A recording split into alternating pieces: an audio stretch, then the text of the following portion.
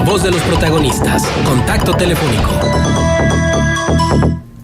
David Ramírez de Garay es coordinador de Seguridad de México Evalúa y nos comparte su opinión sobre el programa de pacificación del país de Andrés Manuel López Obrador. Un proceso, porque eso tendrá que ser un proceso largo, complejo, sobre todo entender el concepto de raíz y en su sentido más profundo, la construcción de paz.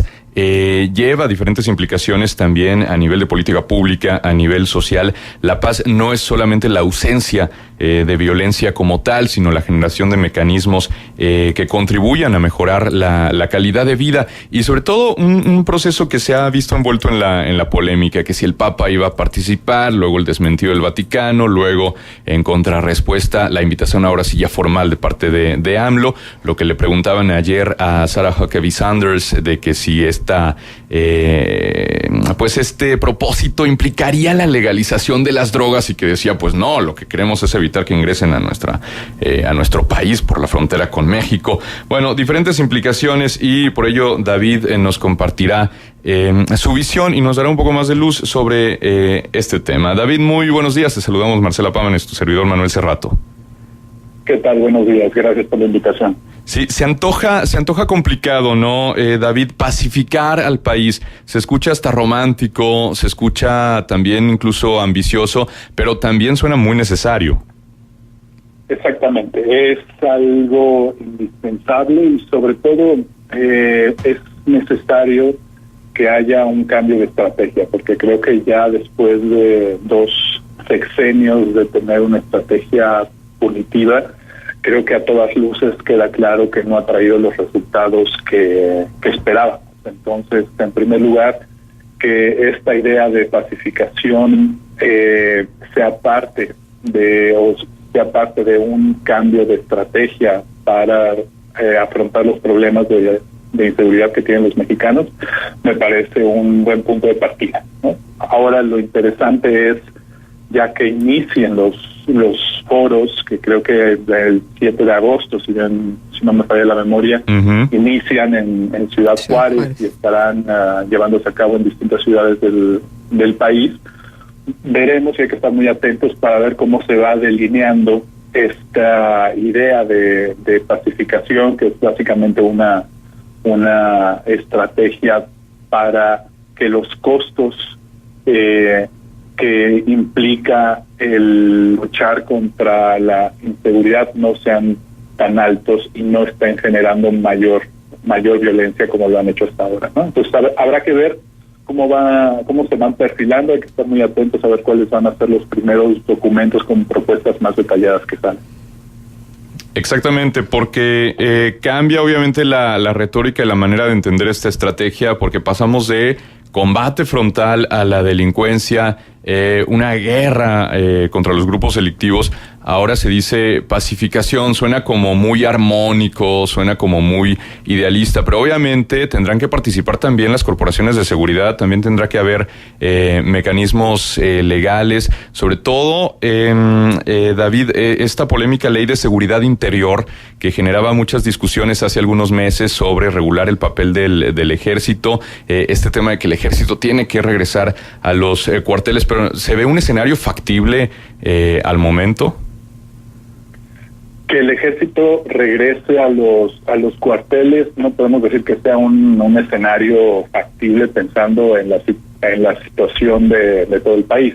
Más bien lo que como tenemos que pensarlo es que se necesitan tener diagnósticos muy precisos de qué es lo que pasa a nivel local, cuáles son las necesidades específicas de cada una de las localidades y a partir de ahí decidir cuáles van a ser los procesos que se tienen que seguir para que lugares en donde sea viable, por ejemplo, en unos cuantos meses de actuación del ejército, que eso se pueda complementar con la reincorporación de policías municipales o policías estatales que puedan cumplir la labor y el ejército pueda regresar a cumplir sus labores originales. Ese es el principal problema. No podemos generalizar de que todo el país sea la misma situación.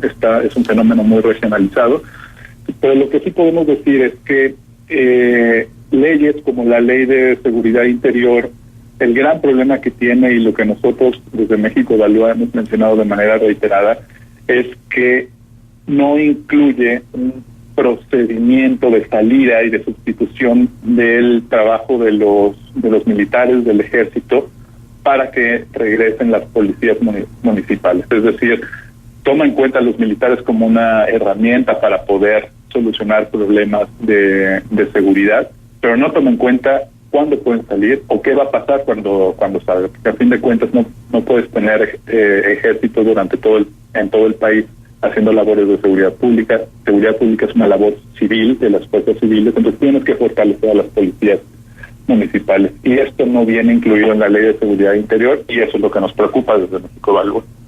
Sí, efectivamente, esto se lo da desde años pasados, invertir en las policías preventivas, que son el primer contacto ciudadano en muchas ocasiones ante una emergencia, que se tendrían que capacitar y profesionalizar, pero eso implicaría también mejorar las condiciones laborales de las corporaciones locales, más allá de si generar mecanismos para que, por ejemplo, se adhieran todas a un mando o se metropolizaran en el tema también de las zonas metropolitanas de la laguna. Pero ¿qué aspectos ves, más allá de estos términos de corporaciones, qué aspectos importantes le ves al resto del plan de este programa de pacificación del país?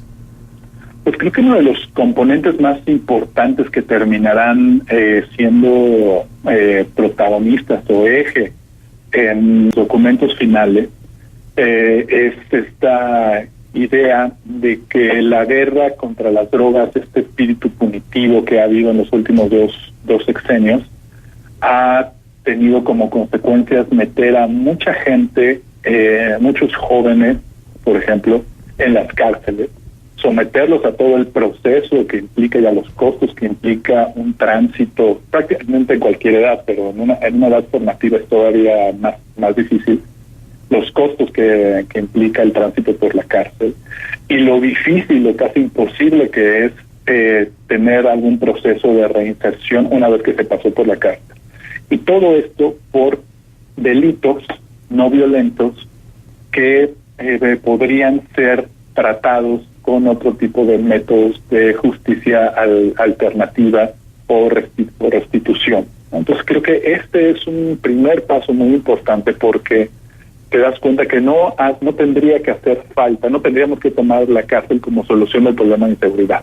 La cárcel tiene que ser la última instancia. Tenemos que pensar en otro tipo de soluciones para no arruinar estas vidas que ya de por sí vienen con graves problemas que el Estado mexicano no ha logrado solucionar. Uh-huh. David, buenos días. Saluda Marcela Pámanes. Nosotros temprano dábamos cuenta de lo que la Encuesta Nacional de Seguridad Pública Urbana ha generado, y bueno, como realmente muchos mexicanos nos sentimos con una inseguridad importante, resultado de los delitos en sus diferentes manifestaciones. Creo que si nos concretamos a ver este proceso de pacificación única y exclusivamente en lo que tiene que ver con narcotráfico y delitos de esta índole, creo que nos estaremos quedando muy cortos, ¿no? Porque finalmente hay una serie de temas entremezclados: pobreza, desigualdad, inequidad y a falta de oportunidades para los jóvenes para conseguir trabajo. Entonces se antoja una tarea titánica, ¿no? Porque hay que modificar muchos de la manera en que hemos estado viviendo, y esto va a implicar tiempo. Han dicho que después de los primeros 3 años estaremos viendo resultados en el tema de la pacificación. ¿Aguantaremos 3 años? ¿Tenemos esta capacidad para seguir viviendo en las condiciones en las que hemos venido viviendo en materia de inseguridad? Buenos días, Marcela. Pues sí, es el tema del tiempo y cuánto nos vamos a tardar en poder tener resultados, si la estrategia es la adecuada y si el diseño de la estrategia es adecuado, que son también preguntas importantes. Es un tema, pero creo, y estamos convencidos en México Evalúa, que si la idea de cambio de estrategia, la idea de pacificación, ¿no?, a partir de ciertos ejes básicos, está acompañada por movimientos bien pensados, bien diseñados y bien informados a partir de diagnósticos realizados previamente. Entonces será posible ir poco a poco mejorando las cosas. ¿Y a qué me refiero?